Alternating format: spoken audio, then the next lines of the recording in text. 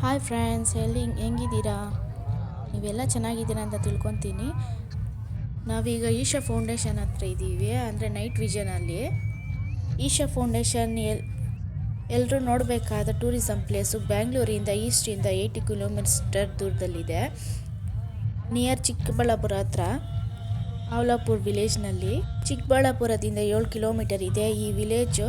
Kempegowda airport ಇಂದ 45 kilometre ಇದೆ. ಹಾಗೆ ಬೆಂಗಳೂರಿಂದ 1.5 ಅಥವಾ 2 ಅವರ್ಸ್ ಆಗುತ್ತೆ. Bus and taxi service any time ಇರುತ್ತೆ.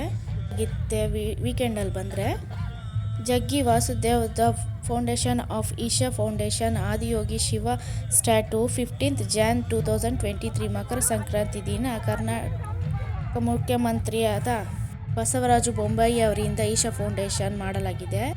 12 ಅಡಿ ಎತ್ತರ, 82 ಅಡಿ ವೆಯ್ಟ್ ಆ್ಯಂಡ್ 147 ಅಡಿ ಲಾಂಗ್ ಇರುವ ಈ ಆದಿಯೋಗಿ ಶಿವ ವಿಗ್ರಹ ಸೇಮ್ ಕೊಯಂಬತ್ತೂರಿನಲ್ಲಿರುವಂತಹ ಆದಿಯೋಗಿ ಶಿವ ಸ್ಟ್ಯಾಟು ಥರನೇ ಇರುತ್ತೆ.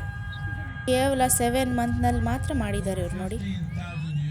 ಇಲ್ಲಿ ನಾಗಮಂಟಪವೂ ಇದೆ. ನಾಗಮಂಟಪವು ಮಾತ್ರ ಫೋಟೋ ವಿಡಿಯೋಸ್ ಮಾತ್ರ ತೆಗಿಬಾರ್ದಂತೆ. ನಾಗಮಂಟಪದಲ್ಲಿ ನಾಗಸೇವೆ, ಸರ್ಪಸೇವೆ ಮಾಡಬಹುದು. ಆದರೆ ಆರತಿ ಡೈಲಿ 3 ಟೈಮ್ಸ್ ಮಾಡ್ತಾರಂತೆ.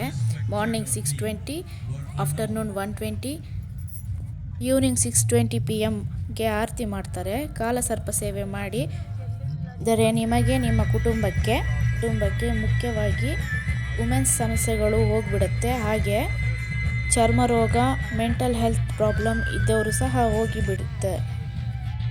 Closing and opening times morning 6 AM ನಿಂದ ರಾತ್ರಿ 8 PM ವರೆಗೆ ಅಲೋ ಮಾಡ್ತಾರೆ. ಡೈಲಿ 3D ಲೇಸರ್ ಶೋ ಇರುತ್ತೆ. ಪ್ರತಿದಿನ ಸಾಯಂಕಾಲ 7 PM ಶೋ ಇರುತ್ತೆ. ಈ ಶೋ ತುಂಬ ಚೆನ್ನಾಗಿರುತ್ತೆ, ಸೊ ಮಿಸ್ ಮಾಡಬೇಡಿ, ತಪ್ಪದಿರ ನೋಡಿ. ಸೆಂಟರ್ ಆಫ್ ಅಟ್ರಾಕ್ಷನ್ ಇದು. ಓನ್ಲಿ 14 ಮಿನಿಟ್ಸ್ ಮಾತ್ರ ಇರುತ್ತೆ. ಓಕೆ ಗಾಯ್ಸ್, ಬಾಯ್.